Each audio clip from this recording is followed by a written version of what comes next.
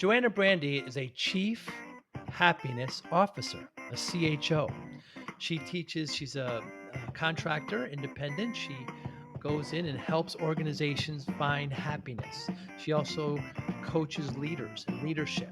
But happiness is the underlying kind of foundation of how employees work better, how customers are better, more loyal to the company when they're happy.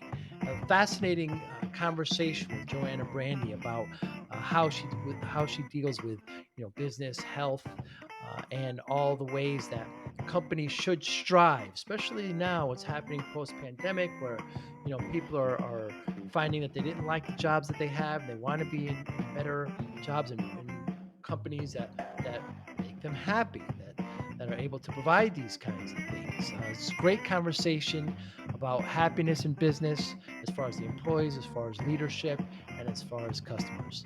I think you're going to like it. Thanks for listening. Hi, I'm Joey Pinz. People ask me, how did I lose 130 pounds? The quick answer is always discipline. I started my business, wasn't paying attention to my health, was eating too much, drinking too much sweets. My daughter was born. Next thing I know, I'm pre-diabetic, I have hypertension. I knew something had to change. Discipline. I, like many of you, have faced many challenges in your career, in your family, in your life, in your faith. How did you attack them? How did you approach them? How did you solve them, hopefully? It all had to have some degree of discipline. I'm also asked, how did you found and start a tech business that lasted over 25 years? Discipline. I was committed to it, enjoyed technology, didn't enjoy some aspects of it, but knew it was necessary. Discipline. Our podcast mission: how do we use discipline to better ourselves and society? Join me, please, as I talk to interesting people and discuss how they use discipline in their family, in their passion, in their careers, and how it helped them. Our podcast vision: growth through learning from others. Joey Pinz Discipline Conversations. It'll be light and serious. Join us, please. Thank you for consideration. My first question, we'll just get right into it. What's the difference between customer satisfaction and happiness? I love that question. What's the difference between customer satisfaction and customer happiness? Yes. Okay, well, why don't you tell me you're a customer? I'm a customer and I have a business as well. So I'm on both ends. Okay, well, let me put it to you this way. If you have little kids in school and they come home with report cards, and one kid is coming home with a C, on the side, there's usually a little legend that tells you that a C is satisfactory. Mm. So customer satisfaction is satisfactory. Hmm. But you, the customer, have made no emotional connection with the company if all you get is satisfied. You're almost statistically as likely to go somewhere else and buy from someone else when you're a satisfied customer than when you're a not satisfied customer. The difference is, and I distinguish satisfaction from loyalty, and happiness comes in there somewhere. Hmm. The difference is when you form an emotional connection with the company. So I'll give you an example. There's a Walgreens at my corner. I go there a lot because it's on my corner. It's convenient, and I like convenient. Am I a loyal customer? Absolutely not. If I'm at Publix or the supermarket and I need an item that I could have gone to Walgreens for, I don't go back to Walgreens. I don't say, oh no, that's a drugstore item, Right. which I would do if I was emotionally connected to Walgreens. Because when we're emotionally connected to an airline or to a sports team or to a restaurant, and you find that when you're a happy customer, you'll say something like, you need to go to my favorite restaurant, you got to try my auto mechanic, use my travel agent, or any of those things, because you take a personal interest in that. And they found that deep inside your brain I love functional MRIs because now we can look inside, Mm. right? So they found that deep inside your brain, when you're shown the picture of a loved one, it lights up a certain area of the brain. When you're shown the picture of a logo of a company that you love, lights up the same area of the brain. Hmm. So loyalty and happiness is a emotional connection, and satisfaction is okay, I'm satisfied. I may come back, I may not come back. Oh, somebody's got a coupon. I'll go over there. Hmm. So there's no emotional connection. And when you want to have longevity as a business, you want that emotional connection. That's very interesting because there are some brands like my children who are both in college now, love Disney more now than ever. And because we used to go there a lot as, I brought them as kids and we're part of the vacation club, and just even to this day, if they see the Disney logo, they get excited. And Yes, yeah, they're loyal to that because it brand. represents something inside. They can feel that feeling of excitement. So Mm. it motivates them in a different way because it touches their emotions. Joey, your camera looks like it's can you see you? I can. Okay, because from where I'm sitting, you're not clear anymore. Yeah, when we start recording, it does it on purpose. It's the way the software works. Okay, that's fine. I didn't know we were not. I you said jump right in, so I just jumped right in. That's it. Yeah, yeah. No problem. You're a chief happiness officer. Yes. I never heard the term. Please tell me what's involved. How do you get there, and what does the position do? Well, I'm certified as a chief happiness officer. Hmm. So if someone were looking for that position, I would have the qualification. I'm an independent contractor. So I would hire myself out as a chief happiness officer. The chief happiness officer is responsible for the quality of work life. The HR department, I'm not saying that they don't get involved in the quality of work life, but they don't. They've got HR has a lot of HR is regulated, right? Mm, There's a lot of rules. There are a mm. lot of things you got to obey. There's a lot of forms you have to fill out. What a chief happiness officer does is help the employee understand whether or not they're a good match for the job and what they need from their leaders, what they need from the department they work in, just to make sure that the employee is feeling valued, appreciated, that they're getting the opportunity to use their strengths. Very interesting. Because there's nobody paying attention to that kind of stuff in Mm. business except for people that understand how important that is to the retention and loyalty of an employee.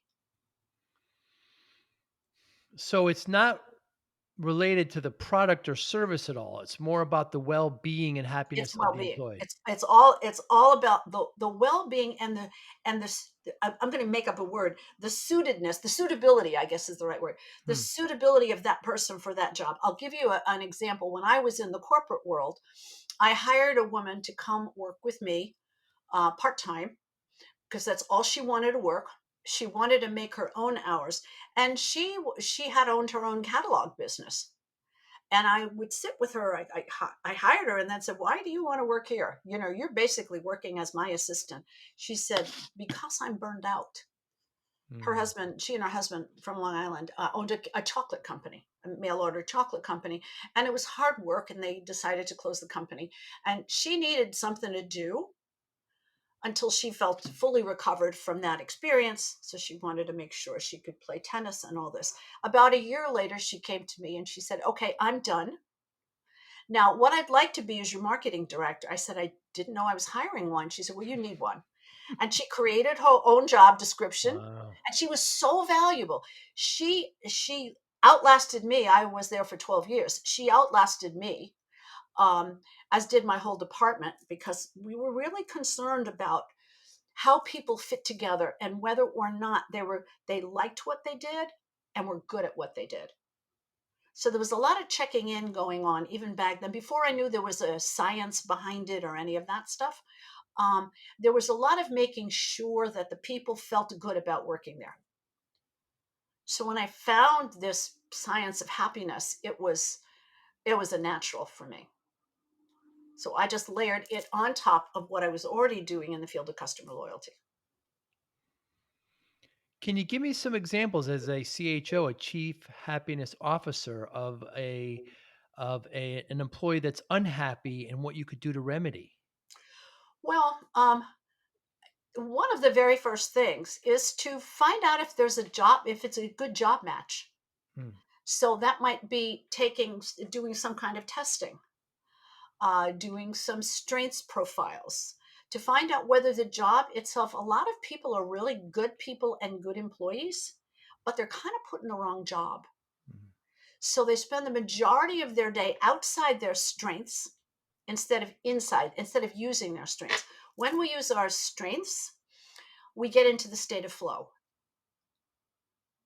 So when you're using your strength, when I'm using our strength, and I think we're similar in that, right? We're talking. We're emoting. I've got to learn that. I'm used to being on a stage, so the arms and the legs, and when this Mm. is the small screen's a little bit different because I Yeah. forget how big my hands look when I shove them in front of the camera. When I'm writing, I'm in a state of flow. When I'm doing technical issues, I'm miserable, cranky, and grumpy because I never find flow in that activity. And the employees need to spend a certain portion of their day in flow in Mm. order for it to be a good experience. There also has to be the right experience of autonomy and control. So a chief happiness officer might be taking a look at how is that person being supervised? Are they being given enough space? Are they able to be creative where they want to be creative? Uh, are they getting enough collaboration? Are they getting enough interaction? So there's so many things to look at. I don't think there's a formal prescription. I'm certified by Florida International University, and a group called WAHASU, which is the World Happiness Summit. They collaborated on providing this certification, Hmm. uh, and it's not dead on specific to say here are the 10 things you have to do, but rather helping people find out what their values are and what they need in order to be happy at work. Maybe they need a larger group of people. Maybe they need to be in a smaller group of people. Maybe they need to work quietly. I have a friend who was a strategic partner of mine for a while, who used to tell me all the time about her experience in the corporate world and how wonderful her boss was. And I would say, well, give me a few examples. She said she understood my need for quiet. Hmm. So she was very productive when everybody left her alone. So they would let her come in the evenings. She would go in on Christmas Day because she was Jewish and didn't have any attachment to the holidays. So they'd leave the keys so she could go in the office and work quietly. Uh, so it's that recognition of who the employee is as a human being, what their needs are, and whether or not their needs are being met. And again, whether or not they're feeling valued and appreciated. And I think another thing is stretching. Some employees really need help expanding, Hmm. others don't need as much support. So we expect our employees to grow. I mean, that's why they're there to help us with whatever they need to do. But we also expect them to grow because the world is growing, the business is growing. So do they have the support they need? I talk about it as um, how do we get? I'm trying to get the right context for you here.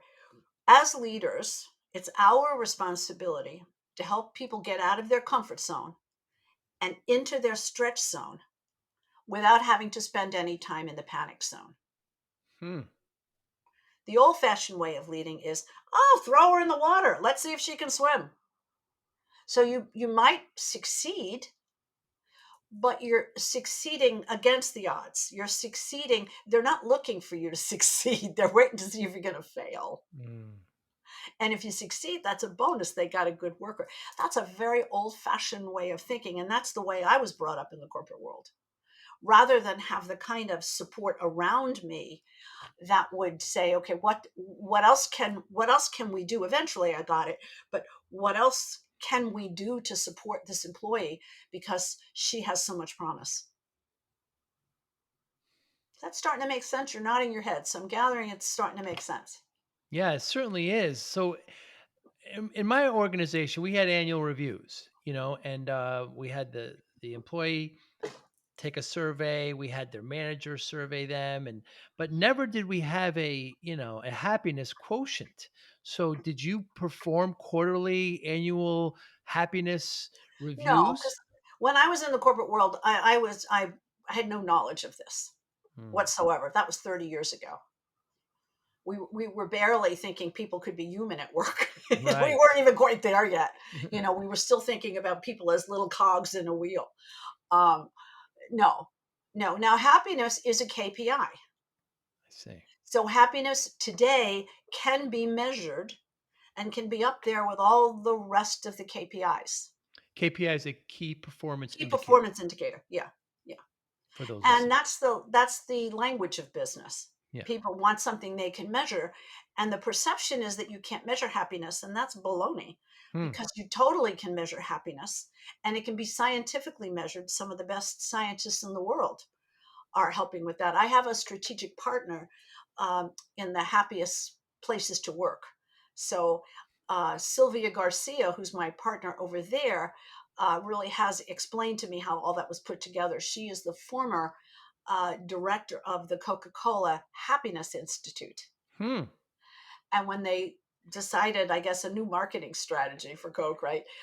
They decided they didn't want to keep supporting the Happiness Institute. She was able to go out on her own, start her own company, and take with her. I have no idea what the deal was. Take with her all of this research, which now we can perform. We can actually go into a company and say, we can help you figure out what your happiness KPI is, and then watch it and consult with them until they bring it up to the level they want to, where they would qualify to be labeled a happiest place to work.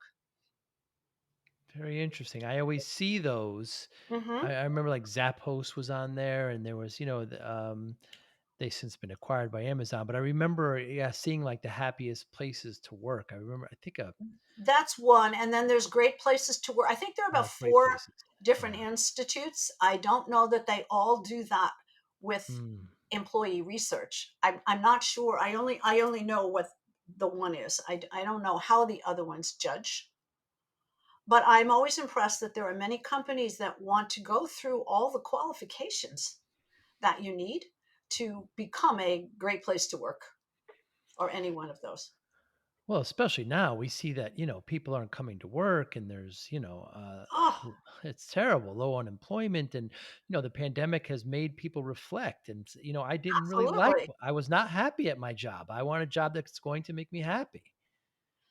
And it's funny. It seems that every time I go to listen to something on YouTube, because I don't have a paid YouTube account, um, every time I go to the commercial comes on, and it's a young millennial or younger person sitting with her dog, and she's gonna, in the next 3 minutes, I'm gonna teach you to start your own t-shirt business.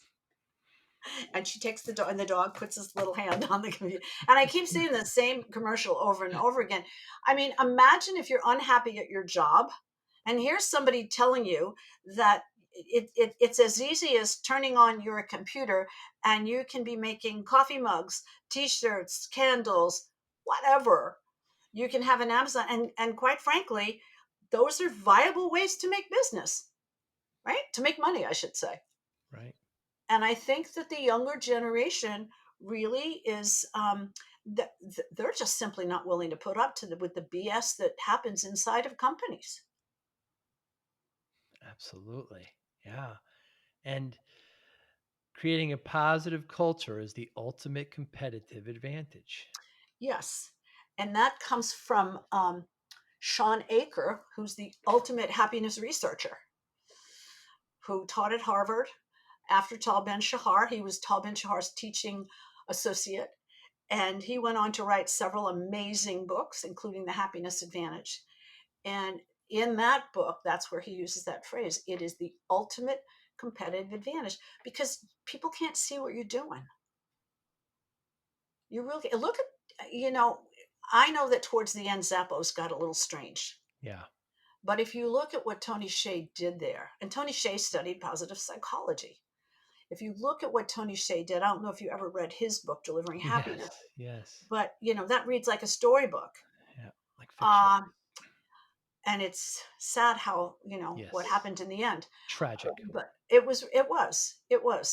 Um, but look at all the good he did, and now they have the company delivering happiness, and they go into other companies and teach them how to create those kinds of cultures.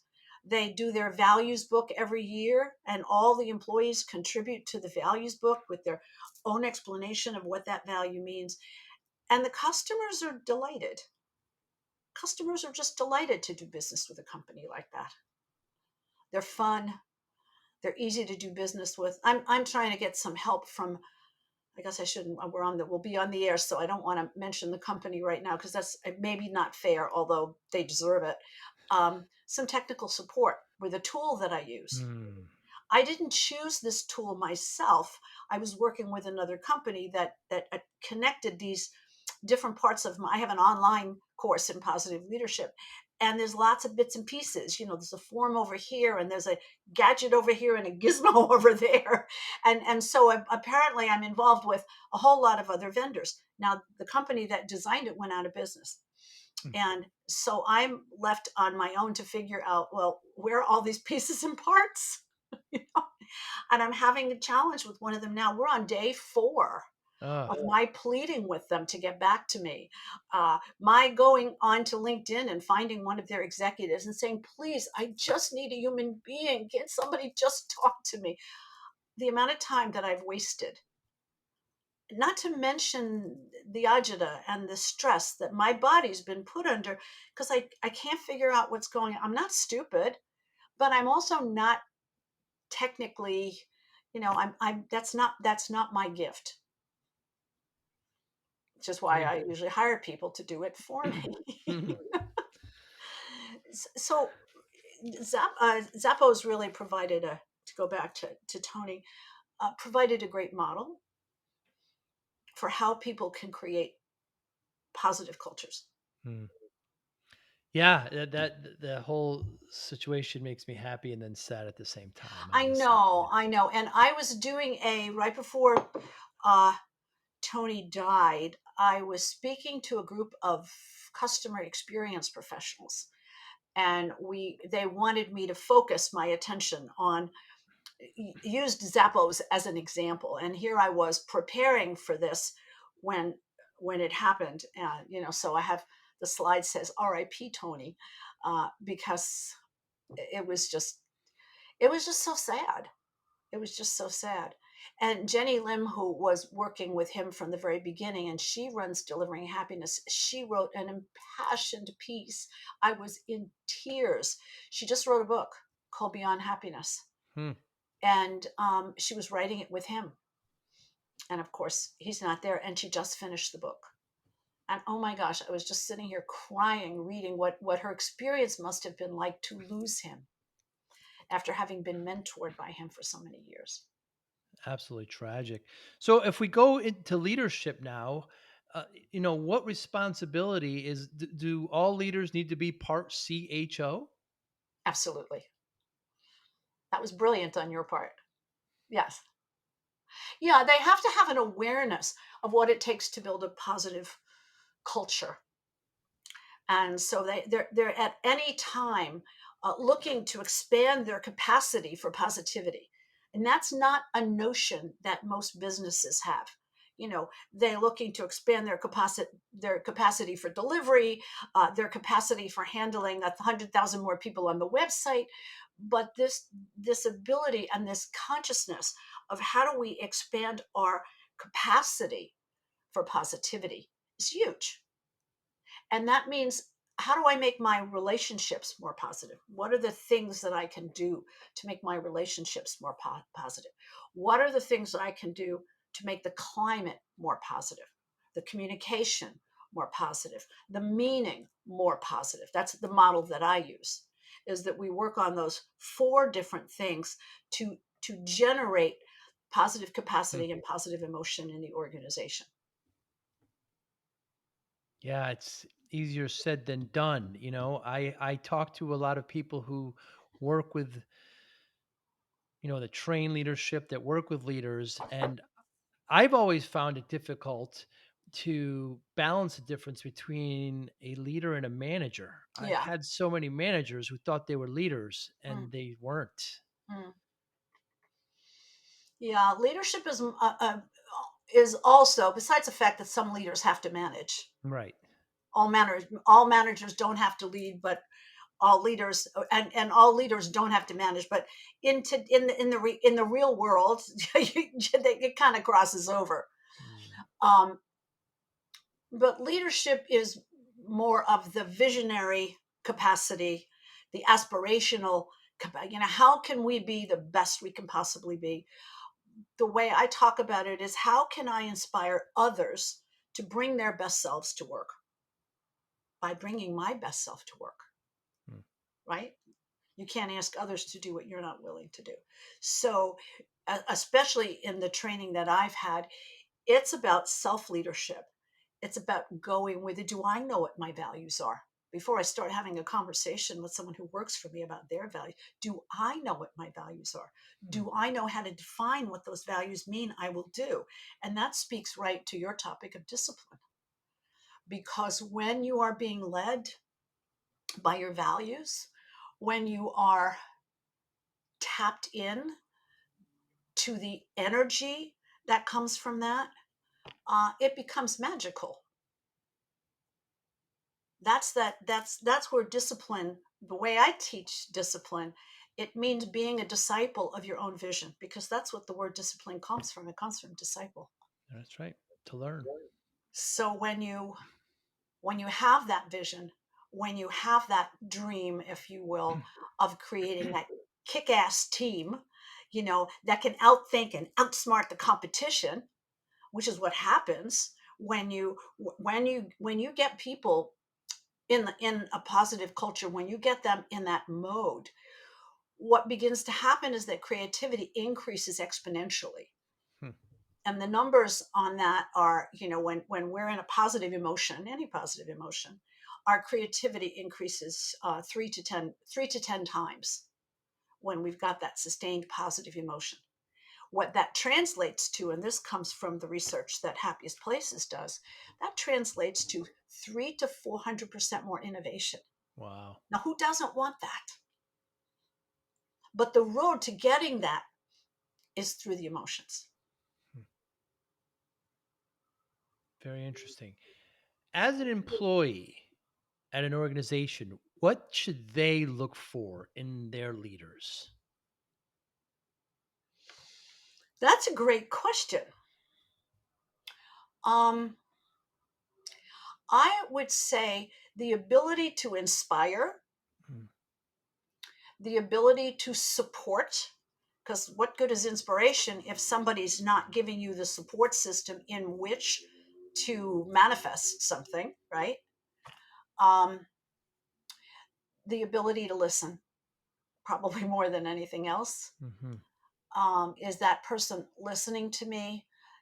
The ability to freely appreciate, you know, somebody that's generous with their feedback and with their appreciation. That's what I'd be looking for. When I quit my corporate job, there was a folder in my bottom drawer that had a little tag. I'd said kudos. And I worked for that company 12 years and made them millions of dollars. And there wasn't nearly enough stuff in that folder. Hmm.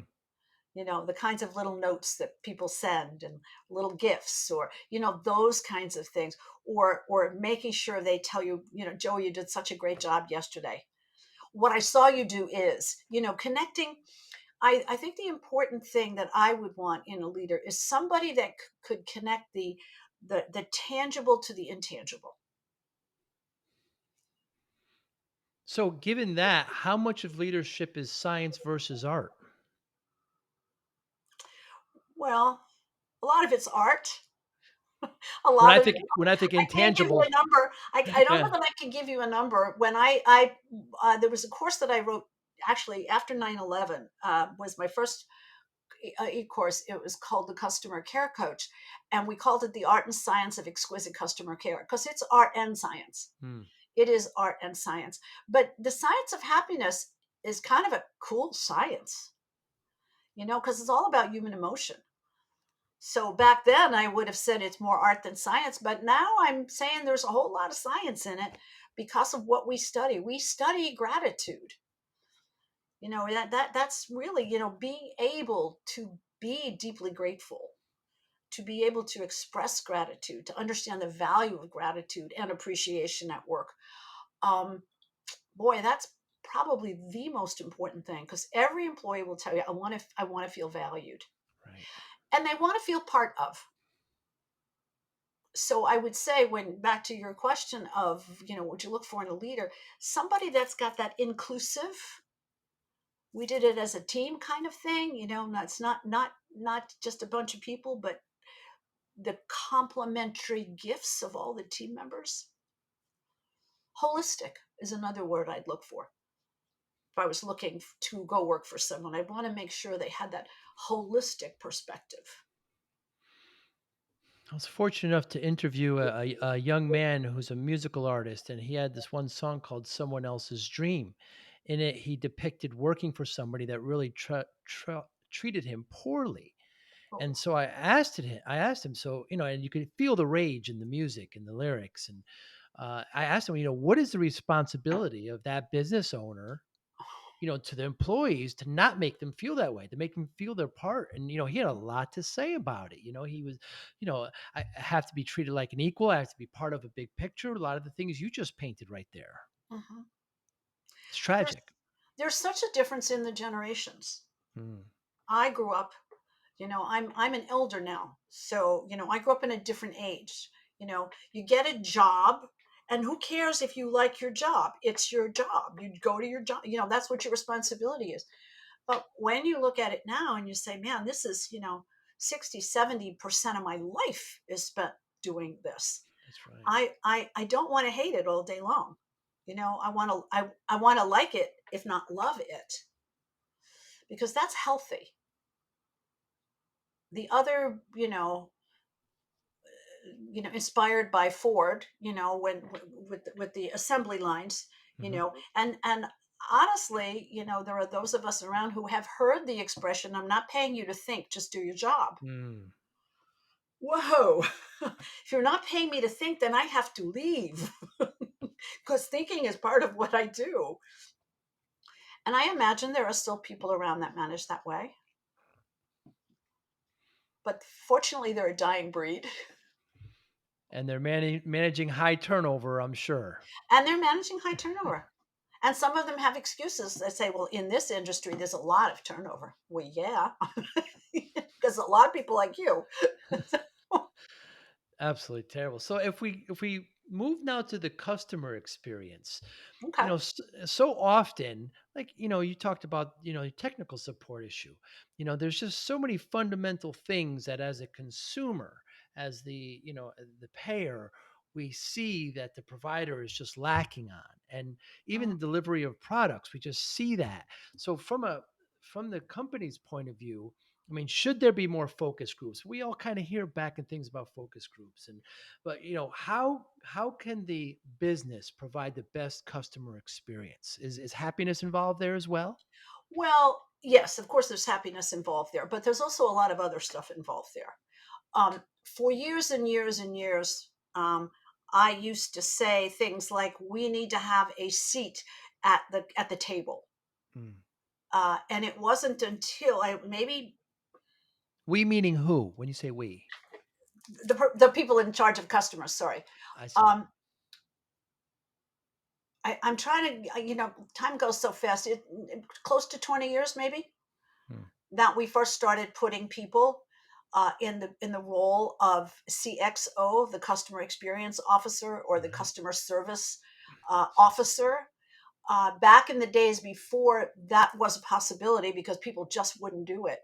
Mm. When I used to teach, I had the good fortune for many years of being on the road with Inc. magazine. Used to run these they used to call them customer strategy conferences, and they had two of them a year. And I was one of their speakers. I was a very popular speaker, so I got asked back all the time. And one of the things that I used to do when I was up there talking to people was, the customer needs to be at the table. The customer needs to be there when you're setting policies. The customer needs to be there. Now, I know you're not going to invite a customer in, so I would recommend to people that they would put a chair at the table wherever the manager's meeting, the top manager's meeting. You take an empty chair and you put a chair at the table. Hmm. I said, if you really want to make it lifelike, put a mannequin in the chair and be careful that you don't say anything because the customer is listening. And it really made a difference to have that consciousness. One day I get a call on my phone, and there's a man on the other end. He said, I heard you speak and I took your advice. I said, what advice was that? He said, well, we wanted to put a customer at the table with us when we had our managers meeting. So I went out and bought a mannequin. I just wanted to give you a piece of advice. I said, what? He said, they come naked. I said to him, oh, well, that's a very interesting piece of advice. Thank you. He said, but we were able to fit it with a 40 regular suit. So obviously it was a Nice. male mannequin. Oh, I just couldn't stop laughing. So from then on, every time I gave a speech, when I suggested that to people, I would tell that story and let them know that they had to dress the mannequin. But he and I stayed in touch for a while, because what I wanted to understand was, did it change the consciousness of the conversation when you imagined that the customer was listening? Hmm. And the answer was absolutely. Hmm. Very interesting. Your story reminds me of the first time I bought a pinata for my daughter's birthday. It doesn't come with candy. Uh, Right, right. um, you had a great quote. Seek first to well, it's Stephen Covey, but seek That's Stephen first to Covey. I hope yeah. you're good for that. I heard it from you via Seek first to understand, then be understood. Yeah. Uh, yeah, I definitely see it happening now where companies are putting the customer first. Yeah. I definitely see more of a switch there of the customer experience, especially if you're purchasing online. You're getting videos, you're getting reviews, you're getting different angles, you're getting, a much deeper kind of commitment, it seems. Yes. And it's sad that it took the reviews and the videos to make that happen, because there were Mm, always some companies that did it right from the beginning. Because they were started by the founder, like the Stu Leonard's, the old Stu Leonard story. And you're from the Northeast, right? I know So it well. I was there yeah, yesterday. Yeah, yeah. uh, those, I mean, we idolized those kinds of places to have right. them to. And when Southwest Airlines first started, That's right. Herb Kelleher stories and Yes. those kinds of things, that this was the new wave. These people did it anyway because it was the right thing to do. But then when we started with all of these, being able to review and have our reviews seen and have our voices heard, more and more companies were jumping on board and went, what is the Southwest way? How do we do it the way they do it? Yeah, so for those who don't know, Stu Leonard's, there's a big rock in front of their high-end kind of grocery store, and there's a big rock, and the number one says the customer's always right, and number two says see number one. Yeah. Which is, by the way, not what I teach. It's not. No, I don't, because that's unfair to the service giver. Often Mm, the customer is wrong, rude, obnoxious, and often they lie. But that doesn't matter. You are, you being the customer service person, are a skilled communicator. So it doesn't matter how they behave. The only thing that matters is how you behave and how you deal with that. And one of the things that I teach when I have the opportunity to actually be in a customer service department, I've been in quite a few, is it's more of a consciousness, mindfulness technique, is to take a breath before you pick up that phone. Because if you've ever been in a call center that's boom, boom, boom, boom, people aren't breathing. So mm, when they hear the voice of an anxious customer, they pick up that customer's state and they have a tendency to get defensive, right. which is the last thing you as a customer wants to hear. And especially now, by the time you actually get to a human being, the customer is frustrated Mm, because you've just been through a phone tree. You've a spoken to chat. five different people, as happened Mm, to me last week with a credit card company. You've spoken to five different people. You have to keep explaining over and over again what you're doing. So the service giver, the customer care person at the other end, really has to be highly skilled at state management, at moving their own state, at saying, okay, new customer on the phone, the only customer I have today, the most important customer I have today. Let me make sure I'm fully present so I can deal with them with skill and with caring.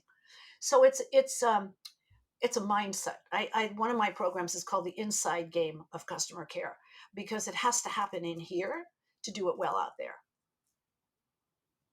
Yeah, let's expand on that a little bit. So, I have a friend who has a corporation that does a lot of sales, and they provide leads. So they get these people interested, and they hand it over to the client. The client follows up and does the closing. But oftentimes the client will say, "Well, this didn't close. It was a bad lead." So, and so who's, is the provider doing the right, are they managing expectations correctly? Or is the client asking for too much, thinking that the sales cycle is only one day and they're going to close right away? What do you do in this situation? Well, in this situation, I start talking about the fact that you're not closing a sale, you're opening a relationship. Mm. That changes the paradigm of thinking right away. As long as we talk about closing sales, what are we saying? Your job is done. You got the guy on the hook. Go away. I think people have to see that there's a whole process. And there has to be a conversation between the person that's generating the leads and the person that's actually having to deal with the customer. There has to be some communication because you really don't know what went on at the lead generation point. And I think that's where there's a disconnect. Hmm. I worked for a very large, like a $500 million industrial supply company out in the Midwest somewhere. And they called me in. The guy that called me in basically had diagnosed the problem. I said, "So if you know what's going on, why are you looking for a consultant?" He said, "Because nobody here believes me. Hmm. So we need a consultant." I said, "Okay, great." I'll be there. And I went there, and the guy was absolutely right. Really? The people on the sales end were selling something customers didn't want. Hmm. And so the people on the customer service end were handling, I mean, we're talking big numbers here. These people have, like 500,000 people in their catalog list. And so we're talking big numbers here. So all of a sudden, the customer service department is lighting up with very, very unhappy customers. Hmm. And the guy in the organization knew what happened. They were selling something that wasn't appropriate. But because of the structure of the organization or whatever it is, they had to have a consultant come from the outside to come and look. And I looked at other things when I was there, but it was so obvious that because people in the sales department weren't talking to the people in the customer service or weren't valuing what the people in the customer service Mm. department were saying, this kept on for months and months and months. Meanwhile, if you'll excuse the expression, pissing off a lot of customers. Right. So that's the kind of stuff that I've seen where I just want to shake my head. It's like the intelligence is there, but you have to set up the safety, Hmm. emotional safety net. It wasn't safe for this young man to step up and challenge someone who was several corporate layers above him. So they had to call in an outsider so that they could fix the problem. But had they had emotional safety in the organization and a little bit more transparency, they would have been working together. Seems so easy. Well, it seems easy, but a chief experience officer or a chief customer officer has to be able to work across silos. And I don't know if you've ever worked inside a big company. Crossing those silos is often challenging because the reward systems are different. So Right. sales departments are rewarded for volume, not quality, volume. You know, the customer service department over here has to make sure, and then of course the production department has to get the stuff out and get it there on time and all that. But then the customer service department over here, who's the care and nurturing of the customer, they're being measured on something else, Right. and sometimes the wrong things. Sometimes too many calls. That was always one of my favorites. They spend too much time on the phone with the customer. Hmm.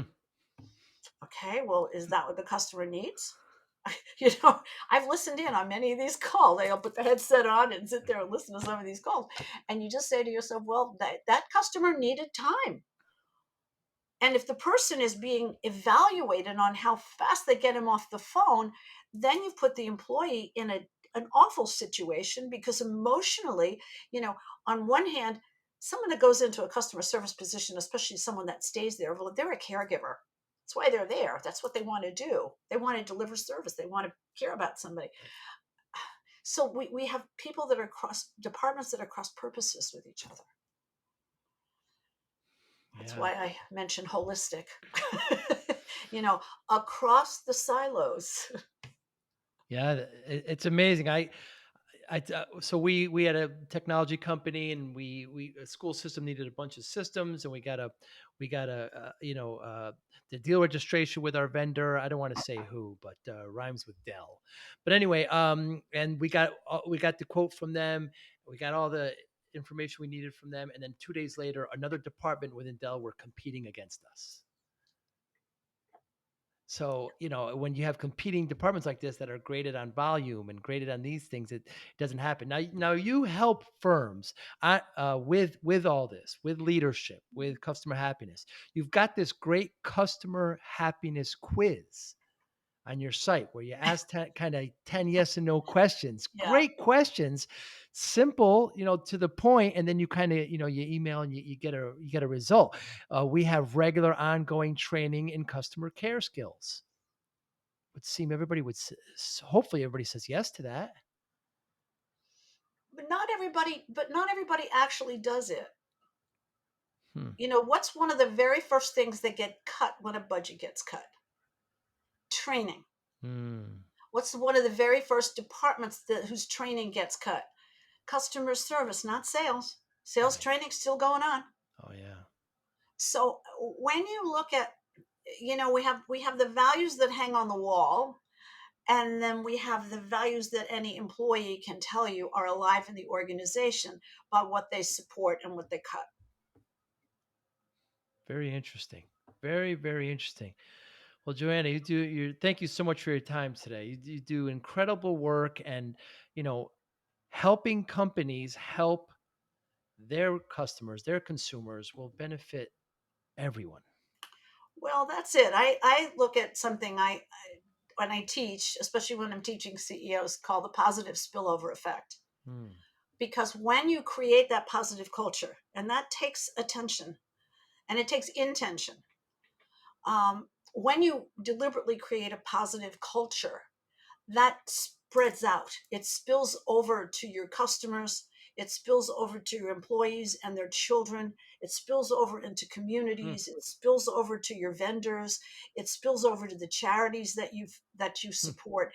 And from there, it spills out over and over again, because all of the studies on, we used to talk about it as the Kevin Bacon thing, remember the 6 degrees of separation or something? Well, they've actually discovered that there's 2 to 3 degrees of connection in a positive way. So when you treat someone in a positive manner, they are more likely to go treat another and another and another. They're passing that along. And so there's this enormous positive spillover effect. And the opposite is true. If someone's working in a work environment where there is a negative or toxic culture, they take that home to their families. It goes into their bodies and makes them sick. And there's even Hmm. some speculation as to whether or not children who bully other children at school come from households where parents are not taken care of at work, because if you're demeaned and diminished Hmm. all day long, that habit pattern comes, because emotions are contagious, so Wow. that habit patterns comes home with you. So my goal is to make that positive spillover effect really, really large, until we start really impacting all other areas of our lives, of society, because we can do that. Emotions are contagious. They certainly are, and it takes discipline. It takes discipline and commitment and compassion, and That it uh, does. yeah. That it does. Well, thank you. So how can people get in touch with you? You've got great content on your site, on YouTube, on Instagram. How can people get in touch with you, JoAnna Brandi? Well, my main site is returnonhappiness.com. And if you want to know more about how to make happy workplaces, you can put returnonhappiness.com/happy places. and I've got a special report that goes out with that. My course has a different URL, and that's positiveenergizer.com, because that's what you become when you take this training. And I'm on LinkedIn. I love comments on LinkedIn. Just JoAnna Brandi. Same thing on Instagram. I think Instagram is JoAnna Brandi and 2 little underscores afterwards. But I'm fairly easy to find. And I have a YouTube channel, JoAnnaBrandi.tv. Yep. Up in there So as well. I never feel like I have enough out there, and there's more coming. But for the moment, that's what's out there. Absolutely. A lot of great content. Thank you. Yeah. Like you talk about track, TRACK, and That's what another special report. that's another, yes. You've got a lot of great stuff. And Brandy, for everyone, spelled Brandi. Yes. JoAnna, thank you so much for your time today. Absolute delight. I love what you're doing, and I hope to one day have a cup of coffee and maybe we could talk face to face. Oh, I would love that. And in fact, I'd like to get back up to New York. It's been a really long time, Joey. Not a good time now. Wait till the spring. Uh, I was hoping to come in the fall, actually, but Oh, we'll should the see. fall? We got another We'll 6 weeks. see. You That's have a right. nice fall up there. That's We don't right. get That's that true. here in Florida. That's true. That is true. You be well. Thank you so much for your time. All Bye right. now. Bye bye. Thank you for listening and or viewing Joey Pinz Discipline Conversations. Please share this episode with 1 or 2 of your friends who you think may benefit from the episode. Our website, www.joeypins.com. There you'll find lots of resources and you could join our mailing list. Please follow us on all our social media, Instagram, Twitter, and Facebook. Podcast information, the video version of our podcast is on YouTube. Please subscribe. Audio is on all major podcasting platforms. Please follow them. And if you like it, please consider giving 5-star rating. Would really appreciate that. Would you like to financially support the podcast? You can go to our Patreon site. Consider $5, $10, or $20 a month. There's all kind of plans that we have there. There's like a one-time payment. What is this podcast episode worth to you? $25, $50, $100, $500, $1,000, $5,000. You be the judge. You can go to our PayPal account to do that as well. Thank you again for listening or watching Joey Pinz Discipline Conversations.